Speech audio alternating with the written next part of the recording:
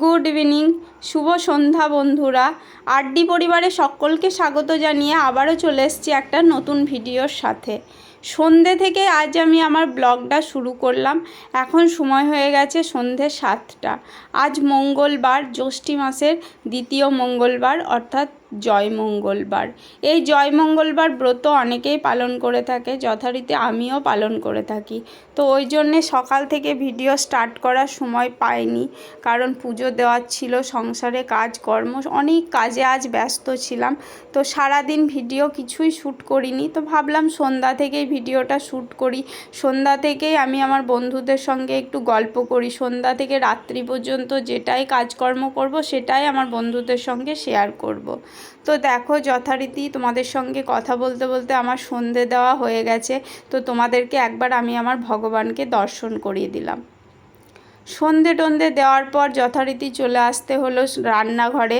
আমাদের মেয়েদের যা কাজ, যতই গরম হোক ঠান্ডা হোক যেটাই হোক না কেন, আমাদের তো ছুটি নেই। আমাদের কাজ, আমাদের ডিউটি আমাদেরকে পালন করতেই হবে।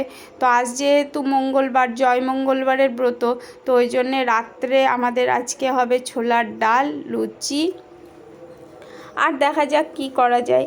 তো ছোলার ডালটা দেখলে সিদ্ধ করে রেখে দিয়েছিলাম আগে থেকে বিকেলে। তো এখন ছোলার ডালটাই বানিয়ে নেব, খুব সিম্পলভাবে ছোলার ডালটা বানিয়ে নেব।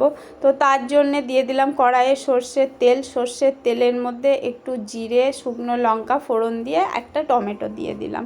এবার টমেটোটা যাতে তাড়াতাড়ি একটু গলে যায় তার জন্য সামান্য লবণ দিয়ে নাড়াচাড়া করে নিলাম।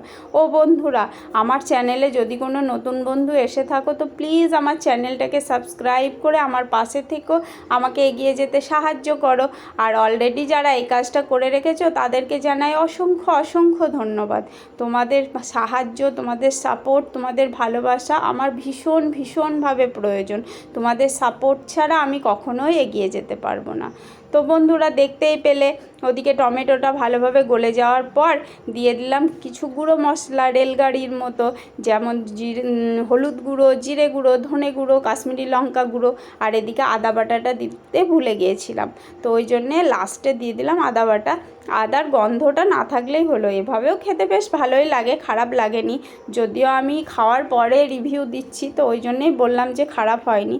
তো তারপর ভালোভাবে কষিয়ে নেওয়ার পরে সিদ্ধ করা ডালটা ঢেলে দিলাম আর দিয়ে দিলাম পরিমাণ মতো লবণ। তো এখানে দেখছো অনেকটা পরিমাণে জল রয়েছে।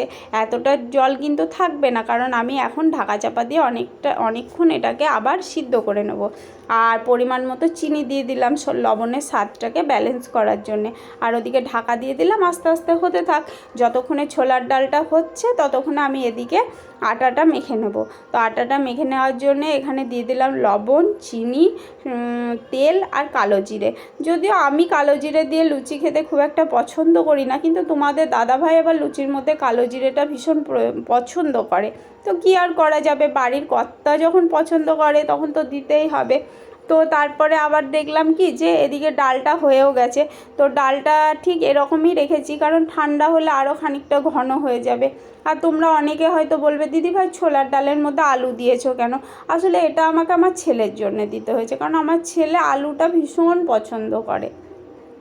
যদি ওই ছোলার ডালের মধ্যে আলুটা না দিই তাহলে আমাকে আবার আলাদা করে আলু দিতে হতো, আলুর তরকারি করতে হতো, সরি। তো ওই জন্যে আলু দিয়েছি। আর ওদিকে দেখলে আটাটা মেখে ঢাকা চাপা দিয়ে রেখে দিলাম, কারণ এখন তো ভাজবো না, লুচিটা খাওয়ার আগে ভেজে নেব। তো তারপর ভীষণ গরম লেগেছে, ওই জন্যে চলে এসেছিলেন ছেলে যেখানে পড়া করছিল সেখানে। তো ছেলেকে পড়িয়ে নিলাম। ছেলেকে যখন পড়াচ্ছিলাম তখন যথারীতি তোমাদের দাদাভাইও বাড়ি চলে এসছে ডিউটি থেকে। তো তোমাদের দাদাভাই যেই না স্নান করতে বাথরুমে ঢুকেছে তখন আমি চাটা রেডি করছি, কারণ চাটা স্নান করে এসে চায়ের জন্যে ওয়েট করতে পারবে না।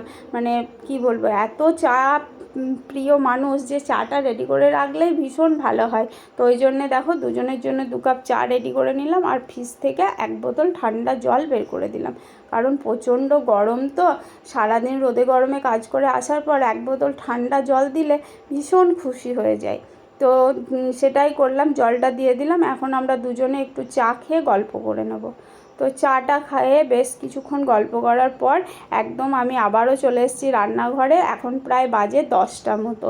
তো এবার তো খাবারটা রেডি করতেই হবে। তো যথারীতি আমি লুচিগুলোকে একে একে ভেজে তুলে নিচ্ছি। আর তোমাদের দাদাভাইকে বলছি যে এই গরমের মধ্যে রান্নাঘরে কাজ করা ভীষণ কষ্টকর, যারা করে তারাই বোঝে। আর তোমাদের দাদাভাই বলছে তাহলে এই গরমে সারাদিন আমরা বাইরে যে কাজ করছি, তাহলে আমরা যারা কাজ করি তো সেই কষ্টটা আমরাই বুঝি, তোমরা কি বুঝবে। তো এইভাবেই আমরা তর্ক বিতর্ক করছিলাম আর আমি একে একে সব লুচিগুলো ভেজে নিয়েছিলাম। তো যথারীতি একে একে আস্তে আস্তে সমস্ত লুচি ভাজা হয়ে গেছে, আর কয়েকটা মাত্র রয়েছে। আর তোমাদের দাদাভাই আমাকে রাগাচ্ছে যে তুমি শুধুমাত্র ঘরের রান্না বাসন মাজা এই ভিডিওই যদি দিতে থাকো বন্ধুদেরকে, তাহলে তোমার ভিডিও কি কেউ দেখবে? তো আমি বলছি আমার বন্ধুরা যথারীতি আমাকে যথেষ্ট ভালোবাসে, আমি যেটাই দিই না কেন, পোস্ট করি না কেন, বন্ধুরা দেখবে। তো ওদিকে এইভাবে কথা বলতে বলতে সমস্ত লুচিগুলো ভেজে নেওয়ার পর কয়েকটা আম কেটে নিচ্ছি আর শসা কুচি করে নিচ্ছি। কারণ আজ তো পেঁয়াজ দেবো না, নিরামিষ, আর আমার মঙ্গলবার, ওই জন্য শসা কুচি করে নিচ্ছি, লঙ্কা কুচি। আর তোমাদের দাদাভাই তো জানো সস চাই, সস টমেটো সস ছাড়া এই সমস্ত খাবার খাই না। তো সব রেডি করে নিয়ে দেখো একদম চলে এসেছি খাবারের জায়গায়। আর বাইরে জানো তো লাইটের আলোতে ভীষণ পোকা চলে আসছে, তো খাবারের মধ্যে পোকা পড়ে যাবে, ওই জন্য তোমাদের দাদাভাই বললো আমাদেরকে ঘরের ভিতরে খেতে দাও। আর দেখো খাবারের থালায় কী কী রয়েছে একবার তাও তোমাদেরকে দেখিয়ে দিই। লুচি, ছোলার ডাল, শসা কুচি, লঙ্কা কুচি, আম, মিষ্টি, তো সমস্ত কিছুই রয়েছে। তো চলো আমরা রাতের খাবারটা সেরে নিই। তো সবাই ভালো থেকো, সুস্থ থেকো, দেখা হবে আবার একটা নতুন ভিডিওর সাথে। ততক্ষণের জন্য